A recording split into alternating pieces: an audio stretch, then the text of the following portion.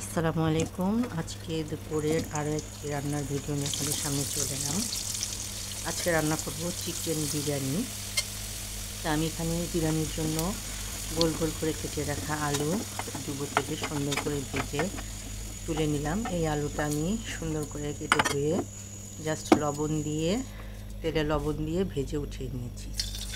এখন আমি এই আলু ভাজার তেলটাই আমি মাংসটা যেই কড়াইতে রান্না করবো সেটাতে দিয়ে দিলাম। দিয়ে এতে পেঁয়াজ দিয়ে দিয়েছি। পেঁয়াজ প্রথমে দিয়ে এরপর পেঁয়াজটা একটু ভাজা হলে এখানে দিয়ে দেব গরম মশলা। আর পেঁয়াজটা সুন্দর বাদামি করে ভাজতে হবে।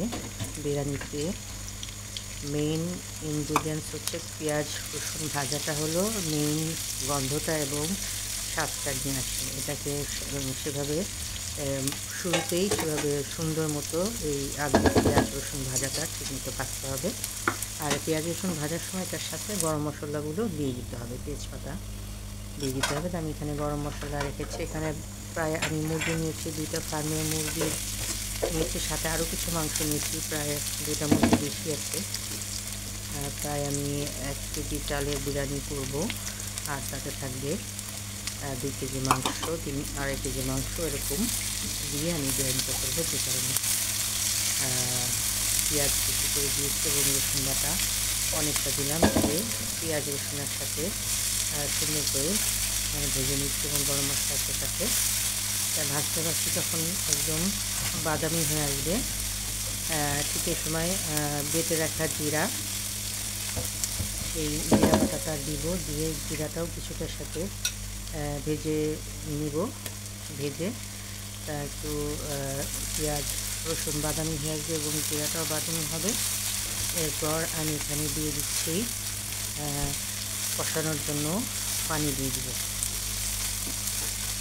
তা জিরাটা একটু ভাজা হচ্ছে, ভাজতে একটু সময় লাগছে। জিরাটা ভাজলে জিরা ভাজার একটা সুন্দর একটা ফ্লেভার আসে। এর জন্য কিছুটা সময় জিরাটা পেঁয়াজ রসুনের সাথে ভেজে নিতে হবে। এখন আমি গরম পানি নিয়ে এই ভাজা মশলাগুলোর ভিতরে গরম পানি 1 কাপ পরিমাণে দিয়ে দিয়েছি। তারপর দিয়ে মশলাটা সুন্দর মতো কষিয়ে নেব। আর এখানে আমি প্রথমে লবণ দিলাম। মশলা কষানোর সময় সবসময় খেয়াল রাখবেন লবণটা আগে দেবেন, কারণ পেঁয়াজটা গলাতে কিন্তু লবণের প্রয়োজন হয়। লবণ দিয়ে এরপর আমি এখানে দিয়ে দিচ্ছি ধনিয়ার গুঁড়া, মরিচের গুঁড়া, আদা বাটা। এই যে আদা বাটা দিলাম। দিয়ে এখানে আদা যেহেতু মাংস পরিমাণে বেশি আছে, আদাও বেশি দিতে হবে। তা দিয়ে দিলাম আদা বাটা। দিয়ে এরপর নেড়ে চেড়ে তো এখানে আমি এখন একটু ধনিয়ার গুঁড়া দিচ্ছি আর একটু মরিচের গুঁড়া দিব। আর বিরিয়ানিতে তো কখনো হলুদ ব্যবহার করা হয় না। এখন এই মশলাটা সুন্দর মতো নেড়ে চেড়ে কষিয়ে এরপর পেঁয়াজটা যখন সুন্দর মতো নরম হয়ে আসবে এরপর আমি কেটে ধুয়ে রাখা যে মাংসটা ছিল সেই মাংসটা আমি দিয়ে দিব। তা বিরিয়ানি রান্নাতে বাদাম বাটা দিতে হয়। তা আমি বাদাম বাটাটাও প্রথমেই দিয়ে দিয়েছি। এখন মশলাটা ভেজে নিচ্ছি। বাদাম দিতে হয় 3 পদের, কাঠবাদামটা একটু শক্ত হয় দেখে আগে দিয়েছি, আর কাজু বাদামটা পরে দেবো। মাংসটা দিয়ে দিলাম। মাংসগুলো দিয়ে সুন্দর করে মাংস নেড়ে চেড়ে উল্টিয়ে পাল্টিয়ে নেব। প্রতিটি মাংসের গায়ে মশলা যাতে সুন্দরভাবে লেগে যায় সেইভাবে নেড়ে চেড়ে মাংসটাকে রান্না করব। তা বেশি করে রান্না করছি কারণ এই বিরিয়ানিটা আমরা আজকেও খাবো, কালকেও খাবো। আসলে বিরিয়ানি রান্নতে গেলে প্রচুর মশলাপাতি বেটে দিতে হয় এবং অনেক কষ্ট আছে। তাই অল্প করে না রান্না করে একবারে বেশি করে রান্না করে ফ্রিজে বক্সে করে রেখে দিই। এরপর একটু করে গরম করে খাই এবং সেটা খেতে ভালোই লাগে। ওখানে গরম করে খেতে ভালোই লাগে। এখন মাংসটা কষে এসেছে, কষার পর মাংস থেকে বেশ খানিকটা পানি বেরিয়েছে। আর আমি একটু শাহি জিরা দিয়ে দিলাম, আস্তে আস্তে শাহি জিরা। আস্তে আস্তে শাহি জিরাটা কিন্তু একটা বিরিয়ানির ভিতরে একটা শাহি গন্ধ নিয়ে দিয়ে এখন মাংসটা নেড়ে দিচ্ছি সুন্দর মতো নিয়ে একদম এই পানিটা কমে যাওয়া পর্যন্ত সুন্দর মতো ভাজা ভাজা করে কষিয়ে নেব। মাংসটা ভালো মতো কষতে পানিটাও কমে যাচ্ছে এবং বিরিয়ানিতে যে তেল দিয়েছে তেলটা ভেসে উঠেছে। এখন এখানে বিরিয়ানি একটা স্পেশাল মশলা আমি ঘরে বানাই, যে মশলাটা বিরিয়ানির সবথেকে মজাদার মশলা। এই মশলাটা এখন দিয়েছি। আমার আগে বিরিয়ানি রান্নাগুলোতে আমি মশলাগুলো দিয়েছি। এটা হচ্ছে জয়ফল, গোলমরিচ, সাদা গোলমরিচ, কালমরিচ দিতে হবে। একটু গরম মশলা ভেজে একসাথে এগুলো ভাজতে যে পাটায় বেটে বা ব্লেন্ডারে ব্লেন্ড করে নিয়ে এটা দিতে হবে। আমি পাটায় বেটে দিয়েছি। এরপর আমি এখানে আবার কিছুটা বাদাম বাটা দিলাম। আসলে বাদাম বাটাটা নিম্ন বিরিয়ানির টেস্টটা নিয়ে আসছে। 2-3 পদের বাদাম দিতে হয়, চীনা বাদাম, কাজু বাদাম, কাঠবাদাম সব রকমের মিষ্টি দিয়ে আমি খুব সুন্দর মতো বাদামটা যাতে মিশে যায় এবং বিরিয়ানির সেই মশলাটা যেন মাংসের ভিতরে ভালোভাবে ঢুকে যায় মিশে যায় সেভাবে নেড়ে ছেড়ে দিচ্ছি। এখন আমি একটু টক দই দিয়ে দিলাম, প্রায় 1 কাপ পরিমাণ টক দই, 1 কাপের বেশি হবে দিয়ে আমি এখন মাংসটা সুন্দর মতো নেড়ে ছেড়ে টক দইটা মাংসের সাথে মিশিয়ে দিচ্ছি। টক দই মাংসের সাথে মিশে যাওয়ার পর ভালো করে নেড়ে ছেড়ে দিচ্ছি যাতে মাংসটা এখন ভালো করে কষতে আসে। এই কষানোর ছবি আসলে বিরিয়ানির টেস্টটা নির্ভর করবে। এখন মাংসটা যখন একদম কষে আসবে তখন সামান্য একটু চিনি দেবো, চিনি দিতে হবে এবং মাংসটা সিদ্ধ হবে দুধ দিয়ে। আমি একদম লিকুইড দুধ দিয়ে মাংসটা সিদ্ধ করবে, তাহলে আলাদা কোনো পানি ব্যবহার করি নাই।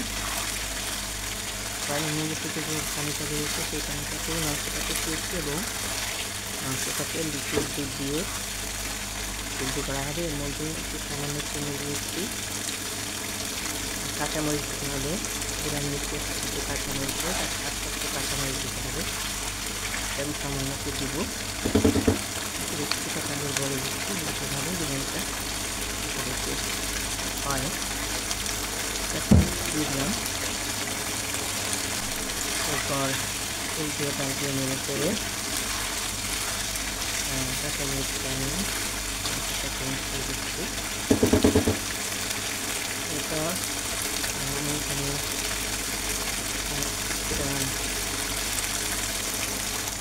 লবণ দিলাম, লবণ একটু কম হয়েছিল।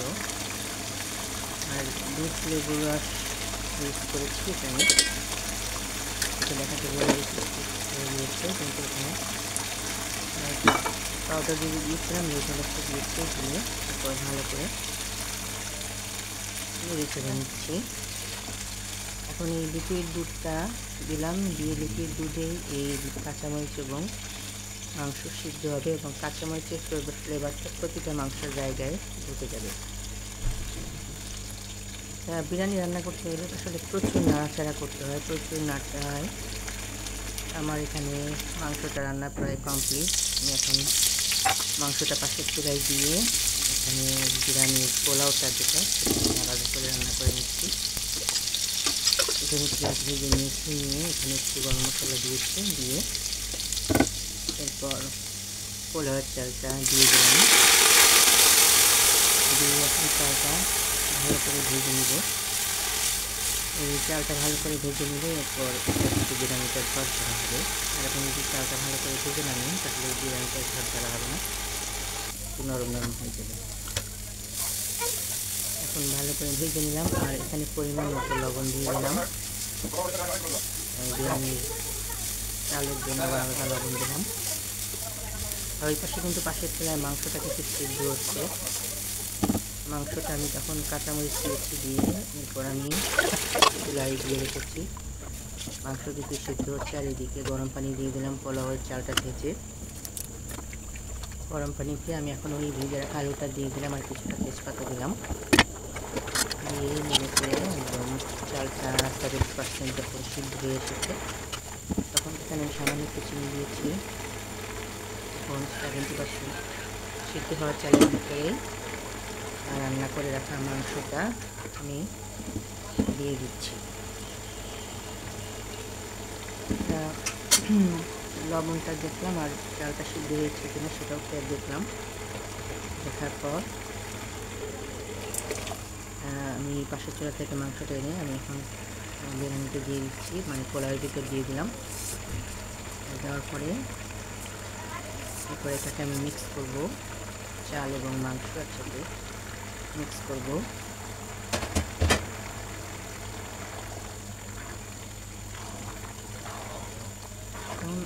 মাংস এবং চালটা ভালোভাবে মিক্স করে নিয়ে এরপর আমি এখানে বেশ পানি পানি হয়ে রয়েছে, এটাকে আসলে নেড়ে চেড়ে এরপর টানিয়ে নেব। বিরিয়ানির যে ইয়েটা পানিটা রয়েছে এটাকে টানিয়ে যখন একদম ঝরঝরে হয়ে আসবে সে সময় আমি ঢেকে দিয়ে দমে দিয়ে দেব। দমে দিলেই এরপর আমার বিরিয়ানি রান্না কমপ্লিট হয়ে যাবে। আস্তে আস্তে নাড়তে হচ্ছে এবং বারে বারে খেয়াল করতে হচ্ছে। এই পর্যায়টা আসলে খুব সাবধানে খেয়াল করতে হয়, কারণ চালটা ফোটা পর্যন্ত বারবার নেড়ে চেড়ে সুন্দর মতো আসলে মিক্স করে দিতে হয় এবং চালটা ঠিক মতো ফুটেছে কিনা বারবার দিতে হয়। এই জন্য বারবার ঢাকনা দিয়ে দমে দিচ্ছি, আবার নেড়ে চেড়ে দিচ্ছি। এখন পানি টেনে এসেছে এবং বিরিয়ানিটা ঝরঝরা হয়ে উঠেছে। এরপর আমি আবারও দমে দিলাম ঢাকনা দিয়ে ঢেকে, এরপর আবার ঢাকনা উঠিয়ে নেড়ে চেড়ে দিলাম। বিরিয়ানি রান্নাটা কমপ্লিট হয়ে গিয়েছে, ঝরঝরা বিরিয়ানি তৈরি হয়ে গিয়েছে। এর ভিতরে দেখেন আস্তে আস্তে আলু রয়েছে, আস্তে আস্তে মাংস। আমি এখন একটা প্লেটে একটু বেড়ে নিচ্ছি, বেড়ে গরম গরম অবস্থায় পরিবেশন করে দেখাচ্ছি। এই বিরিয়ানিটা রান্না করার পর খুব মজা হয়েছিল এবং খুব টেস্টি হয়েছিল। বিশেষ করে বিরিয়ানিটা আলু দিয়ে বিরিয়ানিটা সেটা খেতে খুবই বেশি ভালো লাগে। আপনারা আলু দিয়ে বিরিয়ানি সবসময় করবেন এবং আলুটা ভেজে নেবেন, তাহলে বিরিয়ানিটা খেতে ভালো লাগে। এখন আমি একটু মুরগি রান্না করে নিচ্ছি। এই মুরগিটা রান্না করলাম কারণ আমি বিরিয়ানি খেতে পছন্দ করি না, বিরিয়ানি আমার ভালো লাগে না। বাসার অন্য সবাই বিরিয়ানি খাবে, আমি খাবো মুরগি আর তেলাপিয়া মাছের ভুনা। তেলাপিয়া মাছের ভেজে নিলাম, ভেজে নিয়ে এরপর এটাকে ভুনা করবো। মাছটাকে বেশ ভালো করে কড়া করে ভেজে নিয়েছি। মাছটা সুন্দর মতো ভাজা হয়ে গেলে মাছটাকে আমি প্লেটে তুলে নিচ্ছি। এরপর এই বেঁচে যাওয়া মাছ ভেজে রাখার পর বেঁচে যাওয়া তেলটা দিয়ে আমি মাছটাকে ভুনা করবো। মাছটা ভাজা কড়া করে ভেজেছিলাম এবং এই কড়া করে ভাজা মাছটা কিন্তু ভাত দিয়ে খাওয়া যায়। আপনাদের ভুনা না করলে যেতে তাতে একটু ভুনা হলে একটু মাখা মাখা হলে মাছ খেতে ভালো লাগে, এই জন্য আমি ভুনা করে নিব। মাছটা ভাজার পর এরকম একটা লুক এসেছে। এই মাছটা আমি পাশে রেখে দিচ্ছি, রেখে দিয়ে আমি এখন এখানে পেঁয়াজ ভেজে নিলাম। কষানোর পানি দিয়ে দিয়েছি, দিয়ে এখানে হলুদের গুঁড়া, ধনিয়ার গুঁড়া, জিরা পাউডার দিয়ে দিয়েছি। দিয়ে এখন মশলাটা ভালো করে কষিয়ে নিচ্ছি। এখানে একটু কাঁচামরিচ দিয়ে দিলাম, দিয়ে মশলাটা ভালো করে কষিয়ে নিচ্ছি। এরপর মশলাটা ভালো করে কষিয়ে এলে এরপর আমি এখানে কাঁচামরিচ দিয়ে দিচ্ছি। কাঁচামরিচ দিয়ে এরপর মাছটা দিয়ে দিলাম। মাছ দিয়ে মাছটা সুন্দর মতো উল্টে পাল্টে ভেজে কষিয়ে দুই সাইডে মশলাটা ভালো হয়ে গেলে মাথা হয়ে গেলে এরপর একটু সিদ্ধ করে আমি মাছটা নামিয়ে নিচ্ছি। আমি আবার আরেকটু মাছ ভেজে নিয়েছিলাম, একটু ভাজা করে খাওয়ার জন্য। সবাই যাতে একটু মাছ ভাজা খেতে পারে এর জন্য একটু মাছ ভাজা করেছিলাম। আর পাশে চুলায় ভাত এবং ডাল রান্না হয়েছে। এখন ভাত এবং ডাল হয়ে গিয়েছে। এরপর একটু শাক ভাজি করব। ডাঁটা শাক ভাজি করেছিলাম। ডাঁটা শাক ভাজাটা আমার শেষ। এই ছিল আমাদের দুপুরের রান্না খাওয়া।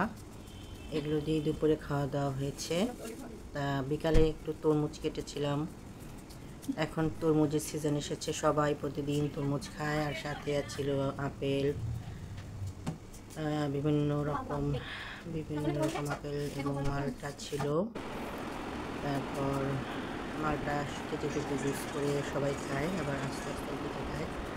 আর ফলের ঝুড়িতে সবসময় বিভিন্ন রকম ফল থাকে, যার যখন যেটা মনে চায় তখন সে সেই ফলটা নিয়ে খাওয়া হয়। আজকে দুপুর থেকে রাত পর্যন্ত এই আমাদের রান্না খাওয়া ছিল। আবার নতুন একটা ভিডিও নিয়ে আপনাদের সামনে উপস্থিত হব।